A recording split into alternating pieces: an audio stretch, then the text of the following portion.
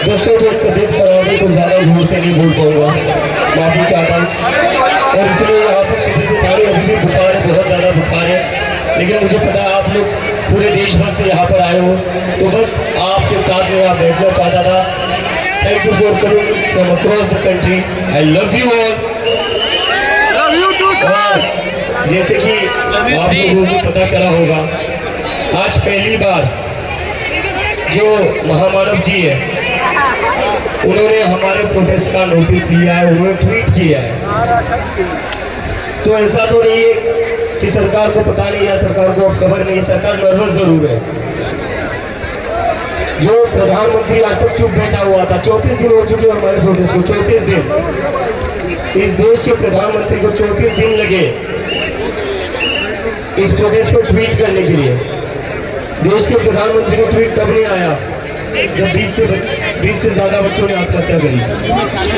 देश के प्रधानमंत्री का ट्वीट तब नहीं आया जब सोनम वांगचुक ने अपनी जान दांव पर लगाकर अनशन पर बैठे, और आज उनके अनशन का 26वां दिन है। सोनम सर का अनशन खत्म नहीं हुआ। ताली मत बजाइए, ताली बजाने वाली बात नहीं है। एक इंसान 26 दिन से भूखा है, किस चीज के लिए?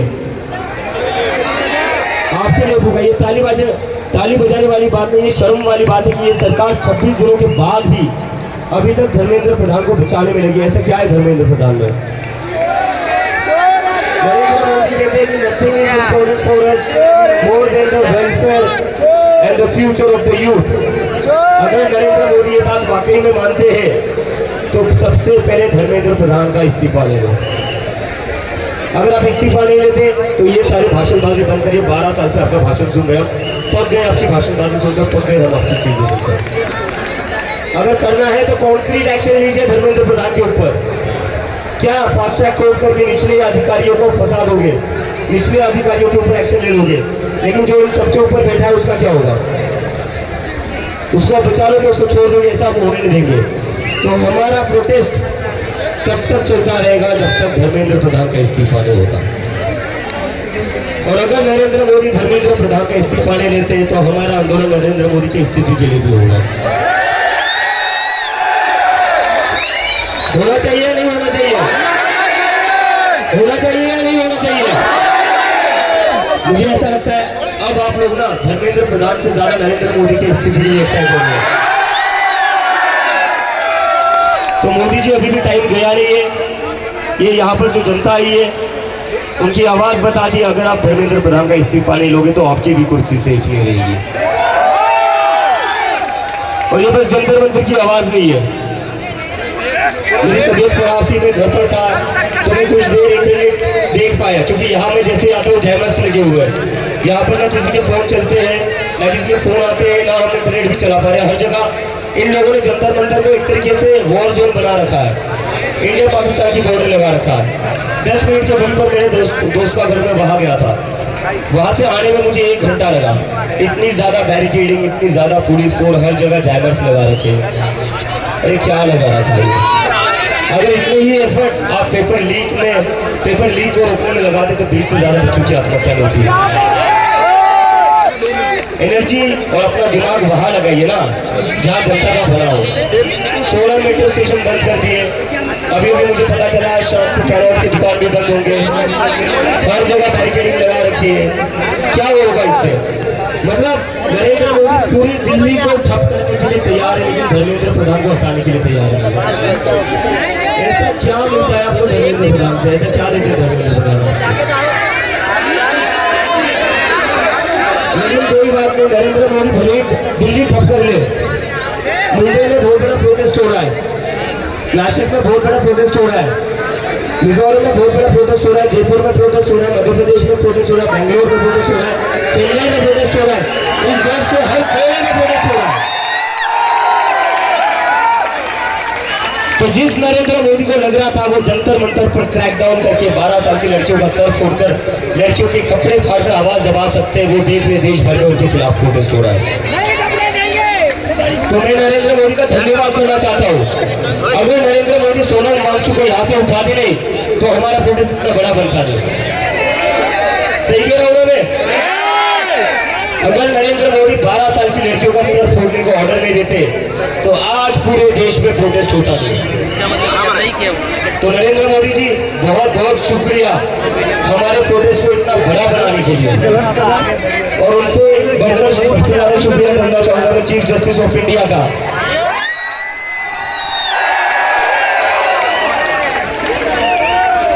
अगर आप कॉकरोच कहते नहीं तो शायद ना मैं कभी अमेरिका से इंडिया आता और ना इस देश में इतना बड़ा आंदोलन करा होता।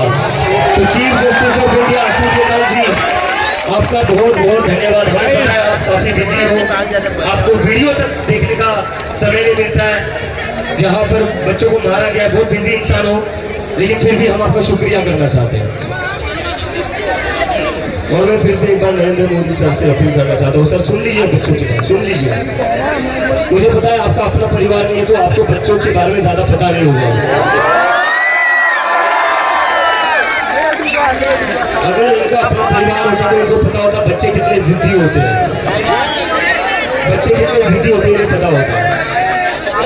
तो अगर ये सरकार जिद्दी है तो हम उससे ज्यादा जिद्दी है। और अगर धर्मेंद्र प्रधान का इस्तीफा नहीं होगा तो फिर से रेलवे स्टेशन पर चाय की टपरी खुलवा कर रहेंगे।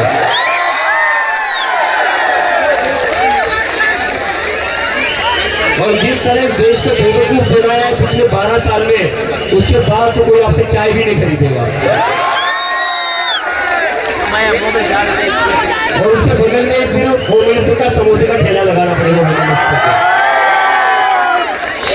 और दिल्ली पुलिस से मेरी रिक्वेस्ट है, दिल्ली पुलिस से मेरी रिक्वेस्ट है, जिस दिल्ली पुलिस ने बच्चों को बेरहमी से पीटा, लड़कियों को बेरहमी से पीटा, लड़कियों के कपड़े फाड़कर उन्हें पीटा, पूरी दुनिया में आपकी तू हो रही है, पूरी दुनिया में आपकी बदनामी हो रही है। फिर आप तो हो बदनामी के लायक, लेकिन आपकी वजह से इस देश की बदनामी हो रही है। इस देश की जैसी पुलिस है, आपकी वजह से हमारे भारत देश का नाम बदनाम हो रहा है। तो सुधर जाइए, दिल्ली पुलिस वालों भी सुधर जाइए, अपने देश की बदनामी मत करिए। और हो क्या रहा है, ये बीजेपी वाले क्या कर रहे हैं, दिल्ली पुलिस क्या कर रही है, चारों तरफ पत्थरों से भरे ट्रक लाकर खड़ी कर रही है। बीजेपी वाले अपने गुंडे भिजवाकर वही पत्थर दिल्ली पुलिस वालों पर फिकवा रही है। तो बीजेपी वाले पुलिस को पीट रही है, पुलिस हमें पीट रही है। तो पुलिस वालों आप लोग भी थोड़ा दिमाग लगाओ, हम लोग तो आपकी इज्जत करते हैं, आपको तो पीट रहे हैं, भाजपा के गुंडे आपको पीट रहे हैं। जिन लोगों से आप ऑर्डर ले रहे हो, जिन लोगों के ऑर्डर पर अपने 12-12 साल की लड़कियों का सर फोड़ा, वही लोग आपको भी पिटवा रहे हैं। तो अभी भी वक्त है, आप भी हमारी साइड में आ जाइए, आप भी हमारी साइड में आ जाइए, क्योंकि आपकी जो पेमेंट आती है हर महीने, वो पीएम केयर फंड से नहीं आती है, वो अडानी के ऑफिस से नहीं आती है, वो हमारी टैक्स के पैसे से आती है। और आप किसी एक पार्टी की पुलिस नहीं हो, आप इस देश की पुलिस हो, आप किसी एक पार्टी की पुलिस नहीं हो। अगर आपको एक पार्टी की पुलिस बननी है तो जो खाकी वर्दी है उस खाकी वर्दी को निकाल दीजिए, बीजेपी हेडक्वार्टर के सामने चले जाइए और वहां चिल्लाइए मैं भी चौकीदार। खाकी वर्दी को बदनाम मत करिए, उस वर्दी की कोई इज्जत है। आपकी करतूतों के कारण, आपकी ब्रूटैलिटी के कारण, भाई थोड़ी देर पहले बढ़ा देते यार, जान नहीं है आज बोलने में। तो आपकी ब्रूटैलिटी के कारण उस वर्दी पर दाग लग रहा है। मतलब मुझे तो ये समझ नहीं आता है, जिन दिल्ली के पुलिस वालों ने 12-12 साल की लड़कियों के सर फोड़े, वो घर जाकर अपने बच्चों को क्या कहते होंगे। घर जाकर उनके बच्चों को लगता होगा पापा आज ड्यूटी से आए, पापा ने चोरों को पकड़ा होगा, पापा ने क्रिमिनल्स को पकड़ा होगा, पापा ने गुंडों को पकड़ा होगा। लेकिन पापा क्या करके आए, पापा 12 साल की बच्ची का सर फोड़ कर आए। पापा क्या करके आए, पापा क्या करके आए, पापा लड़कियों के कपड़े फाड़ कर उनको पीट रहे थे। पुलिस वालों को बच्चों को लगता होगा कि पापा तो हमारे हीरो है, लेकिन पापा ने जो 20 जुलाई को काम किया ना, वो गुंडों वाला काम है, वो हीरो वाला काम नहीं है। वेरी सॉरी टू से दिस। नहीं, पापा बिके हुए नहीं, पापा की मजबूरी है, पापा की मजबूरी है। जो ऊपर से ऑर्डर आता है वो कैरी करना पड़ता है। लेकिन भले ही आपके ऊपर से जो भी ऑर्डर है, कहीं ना कहीं आपको भी तो आपकी अंतरात्मा की सुननी पड़ेगी। कैसे आपका मन मान जाता है, कैसे आपका मन राजी हो जाता है 12 साल की लड़की का सर फोड़ने के लिए, कैसे आप तैयार हो जाते हो लड़कियों के कपड़े फाड़ने के लिए, कैसे? कहीं ना कहीं तो आपको भी सोचना चाहिए ना, ये ऑर्डर सही है या नहीं है। अगर आप में ये सोचने की भी एबिलिटी नहीं है कि ये ऑर्डर सही है या नहीं है, तो फिर इतनी पढ़ाई का क्या फायदा जो पढ़ाई करके आप पुलिस में भर्ती हुए हो।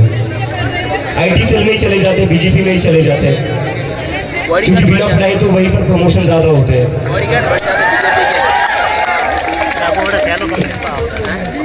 और मैंने एक पोस्टर देखा सोशल मीडिया पर, एक पोस्टर काफी वायरल हो गया, जो काफी सही पोस्टर था। वो पोस्टर क्या था? वो पोस्टर था बीजेपी वालों के लिए कि स्टूडेंट्स थे इसलिए पेल दिया, अगर रेपिस्ट होते तो एमएलए या एमपी बना देते।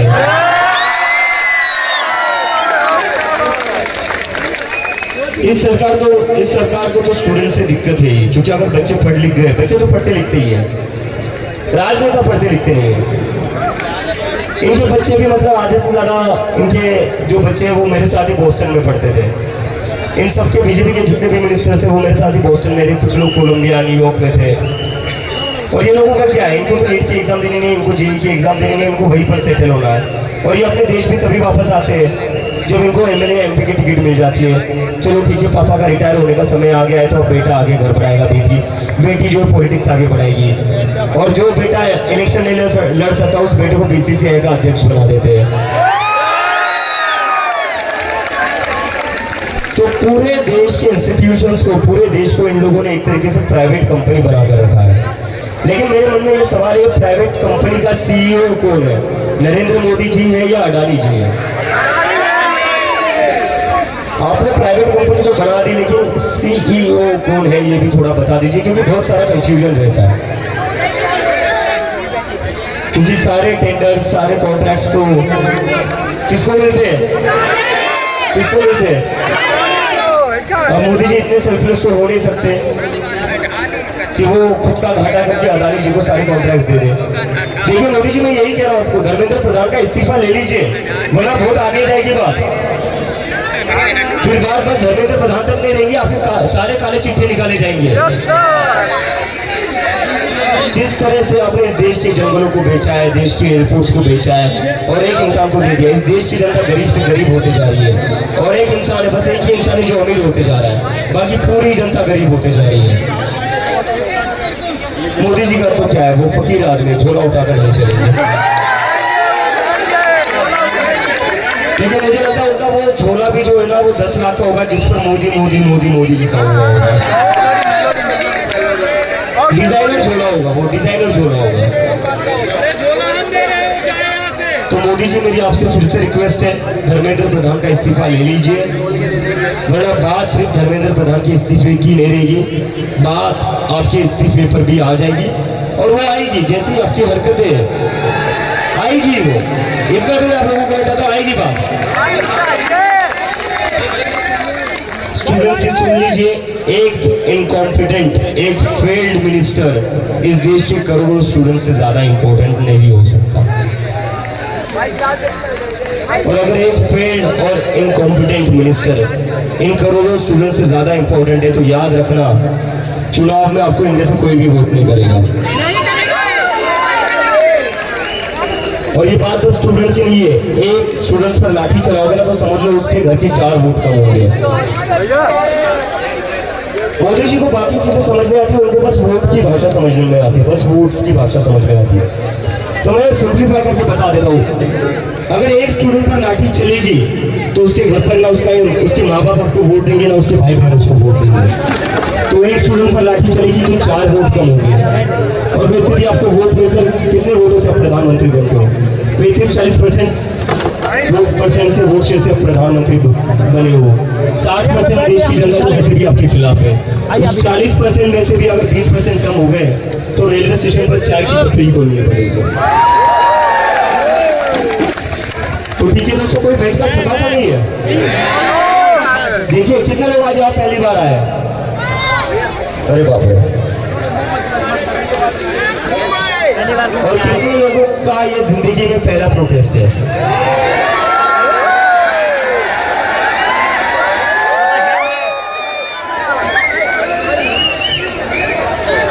This is really nice, this is really nice. देखो हमारे जो पहले वाले लोग थे उन्होंने थोड़ी गड़बड़ कर दी है, लेकिन हम जागरूक लोग हैं। मैं देख रहा हूँ कैसे एक तरफ से दिल्ली पुलिस क्रूएल्टी करती है, ब्रूटैलिटी करती है, और उसके बदले में हम इस सरकार का मजाक उड़ा रहे हैं। यही करना है हमें अपनी तरफ से हाथ में उठाना है। हम पीसफुल लोग हैं, है या नहीं है? हम महात्मा गांधी के रास्ते पर चलने वाले लोग हैं, है या नहीं है? हम हिंसक लोग हैं, हम गुंडे नहीं है। गुंडे को है, गुंडे बीजेपी वाले हैं। हम लोग यहाँ शांति से बैठे रहेंगे, और किसी को अगर लग रहा होगा कि हम कब तक बैठेंगे और यहाँ पर बैठे रहकर करना क्या है यार, ऐसे थोड़ी ना बैठे रहेंगे। जब भी आपके मन में ये सवाल आए तो ये बात जरूर याद रखना, मैं यहाँ पर 34 दिनों से बैठा हूँ। ये जो हमारी पूरी टीम है यहाँ पर 34 दिनों से बैठी हुई है। तो अगर 1 या 2 दिन आपको यहाँ बैठकर लग रहा होगा कि यार यहाँ पर कुछ बैठे हुए कुछ हो नहीं रहा है, अगर हम ये सोचते कि यहाँ बैठकर कुछ होगा नहीं, बस बैठे रहने में क्या पॉइंट है, तो आज इतने सारे लोग यहाँ आते हैं। आज देश भर में आंदोलन नहीं होता। पीस और नॉन वायलेंस में बड़ी ताकत है। देर लगता है, पीस और नॉन वायलेंस में देर लगती है। शॉर्टकट नहीं है वो, शॉर्टकट नहीं, हार्ड वर्क। तो पेशेंस और रेजिलियंस बहुत ज़्यादा जरूरी है। लेकिन मैं अगर कहता हूँ आपको, मैं ये गारंटी से कहता हूँ, अगर हम ऐसे पीसफुली और नॉन वायलेंस के थ्रू यहाँ बैठे रहे ना, जीत हमारी होगी और धर्मेंद्र प्रधान का इस्तीफा लेकर ये आ जाएंगे यहाँ से। ठीक है दोस्तों, तो भारत माता की इंकलाब, वंदे, जय जय जय जय जय Bhim. Thank you very much. अभी मैं थोड़ा बैठ जाता हूँ, बहुत थका हुआ हूँ।